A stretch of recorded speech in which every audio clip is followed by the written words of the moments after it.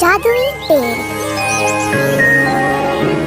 एक समय की बात है, एक छोटे से गांव में रहते थे तीन भोले भाई, राम,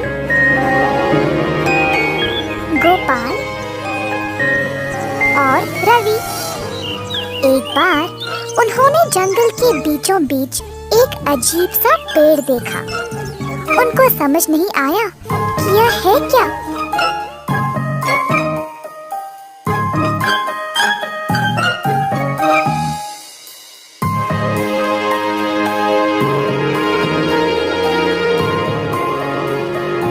और आपस में उलझने लगे। मैंने एक अजीब सा पेड़ जंगल में देखा। उसके कोई पत्ते नहीं थे और बहुत ही अलग लग रहा था। सच में मैंने भी वही पेड़ देखा, परंतु तुम जैसे बोल रहे हो वैसा तो नहीं था। पेड़ बहुत ही सुंदर और लाल कलियों से भरा था।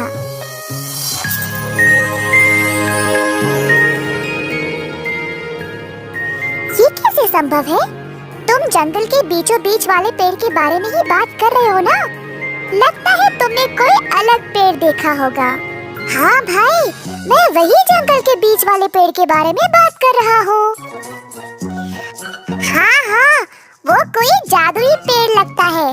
जब मैंने देखा तो वह हरे पत्तों से भरा था और कोई फूल भी नहीं थे। तीनों भाई इस बात पर झगड़ा करने लगे।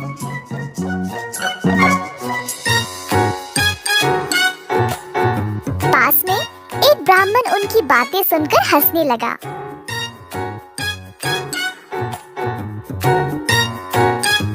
तो मेरे भोले बच्चों, वो कोई जादुई पेड़ नहीं है, उसको बोलते हैं लाल कलियों का पेड़।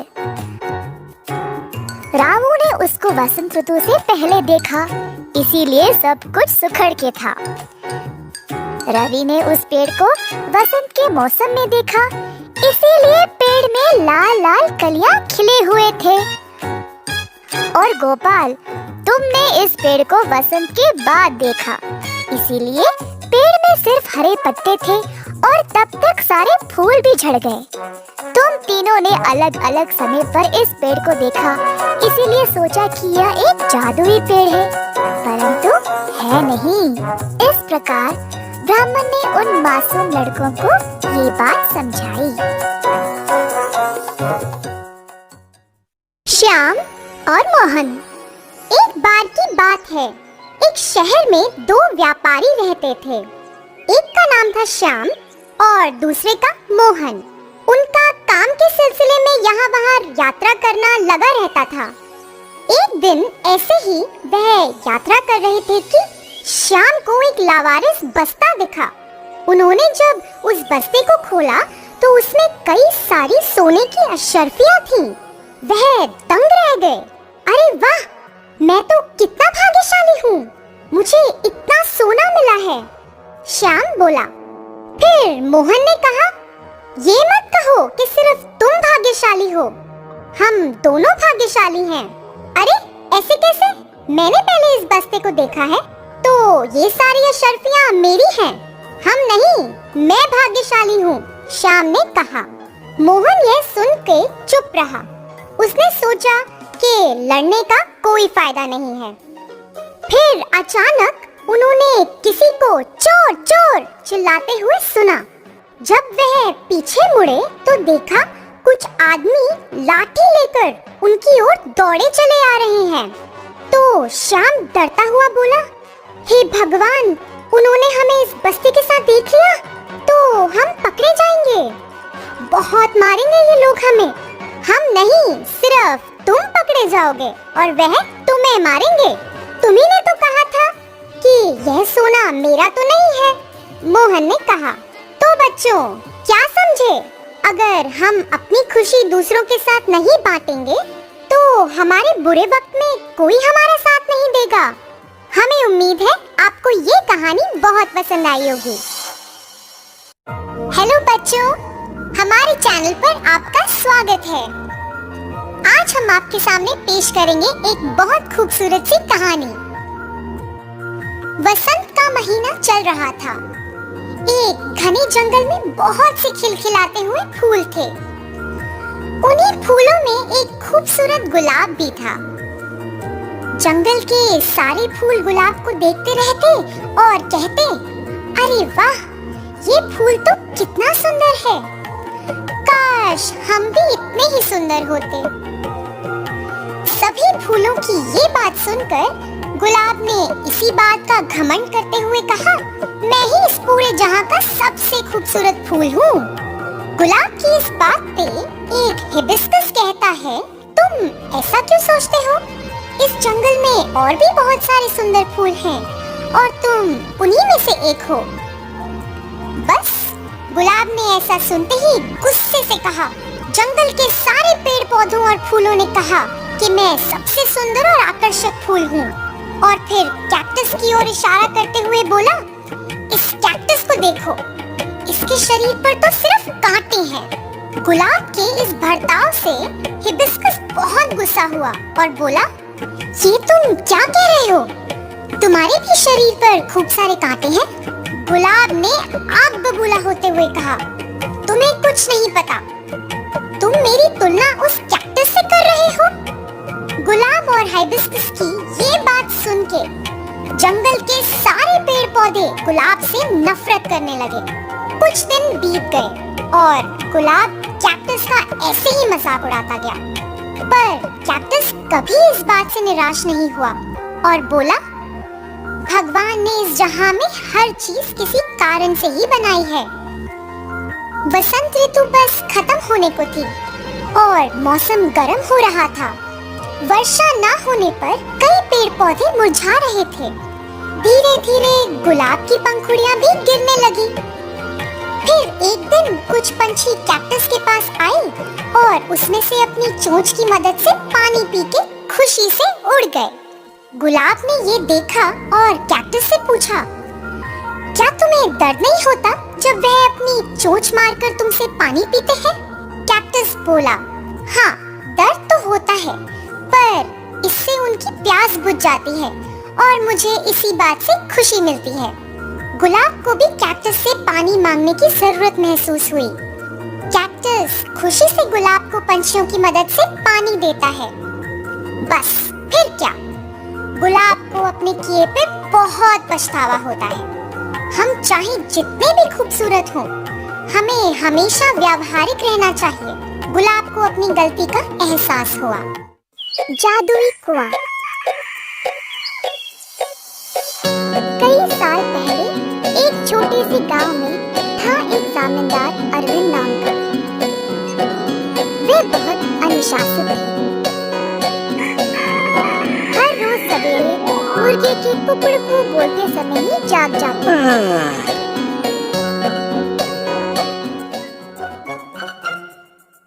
फिर अपने नौकरों को जगा के उन्हें काम पे भेजते थे। चंद्रा और सूरी नामक दो मुलाजिम जमींदार के लिए काम पे नए नए आए हुए थे, परंतु वे दोनों काफी आलसी थे और सवेरे उठ के खेत में जाना उनके लिए बहुत कठिन लग रहा था। दोनों एक कुएं के पास सोते थे। एक दिन चंद्रा ने सूर्य से कहा, हाय रे, हर रोज सवेरे जाग के जाना बहुत ही कठिन काम है ना। सूर्य को भी ऐसा ही लगा। हाँ चंद्रा, परंतु हम करें तो क्या करें? मुर्गे के कुकड़कू से ही जमींदार जी जाग जाते हैं। अरविंद जी ने इन दोनों का व्यवहार ध्यान से और चुपचाप से जांचा। आखिरकार उन्होंने एक दिन उन दोनों को सबक सिखाना चाहा। एक दिन जब दोनों सो रहे थे, कुएं के अंदर से आवाज आई, सूरी, कितनी देर और सोओगे? उठो और काम पे निकलो। सूरी को नींद में ही आवाज सुनाई दी और वो अचानक से जाग गया। बाजू देखा तो चंद्रा आराम से सो रहा है। सूरी को समझ नहीं आया कि ये आवाज कहाँ से आई। बुरा सपना मान के वो फिर से सो गया। अगले दिन की बात है और दोनों उसी कुएं के पास सोए थे। इस बार कुएं वाली आवाज चंद्रा को सुनाई दी। वो भी अचानक से जाग गया। आसपास देखा तो सूरी आराम से सोया था।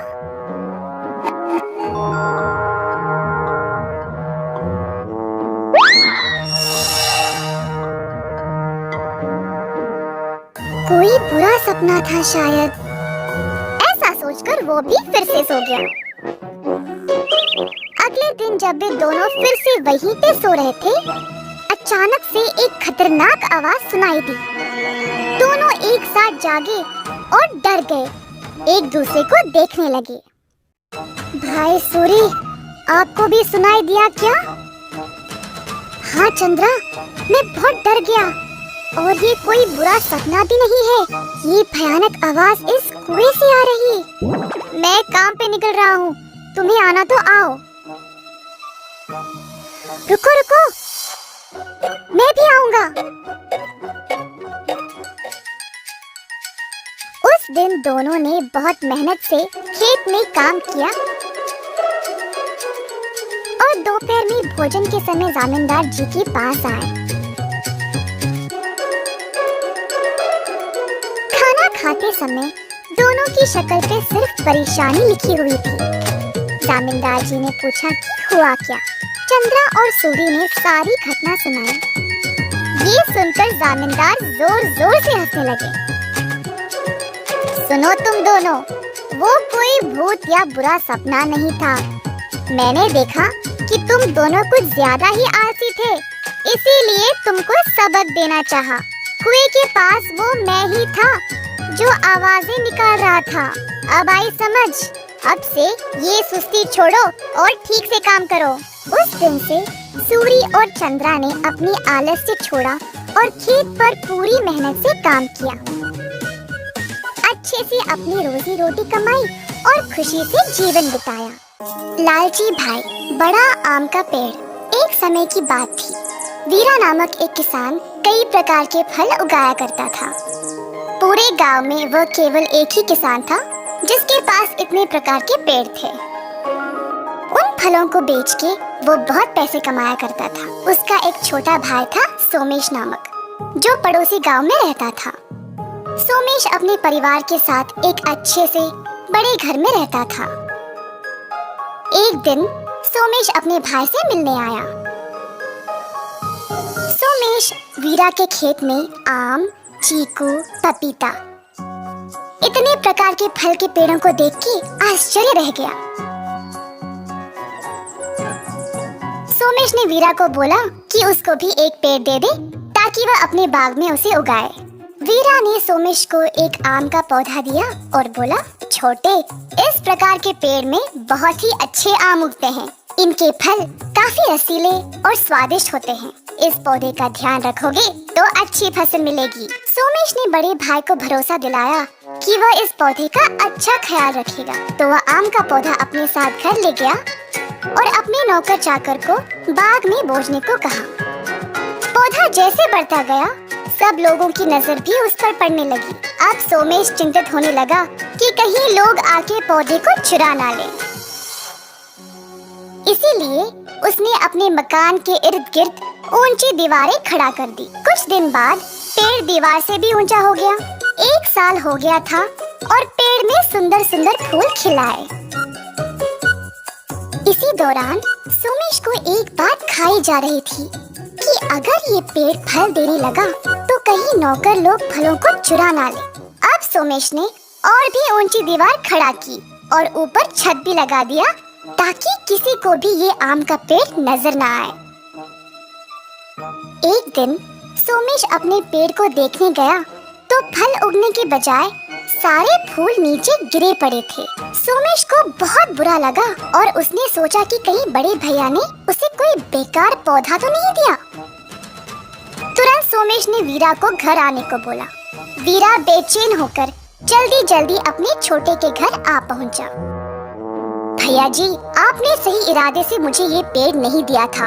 लगता है आप नहीं चाहते थे कि मैं भी आपकी तरह अच्छे से फल बेच के मुनाफा कमाऊं। इतने लालची क्यों हो? पेड़ से सुंदर फूल तो निकले, परंतु एक ही हफ्ते में सब कुछ सड़ के नीचे गिर गया। आपने ऐसा क्यों किया? वीरा ने ध्यान दिया तो देखा कि पेड़ सारी दिशा से बंद हुआ था। ओ मेरे भाई, तुम्हारी लालच ने तुम्हें मूर्ख बनाया। तुमने सूर्य की किरणों को पेड़ तक पहुंचने से रोका है और छत लगा के हवा आने का रास्ता भी बंद कर दिया। तुम्हारी मूर्खता और लालच की वजह से तुमने इस पेड़ को खत्म ही कर दिया। ऐसा कहकर वीरा वहाँ से चला गया। सोमेश को एहसास हुआ कि वो खुद गलत था। अब पछताने का कोई फायदा नहीं। तो बच्चों, पेड़ पौधों को धूप, पानी और वायु की बहुत आवश्यकता है। सोमेश की मूर्खता ने पेड़ को मार दिया। इसीलिए कभी भी लालच में नहीं पड़ना चाहिए।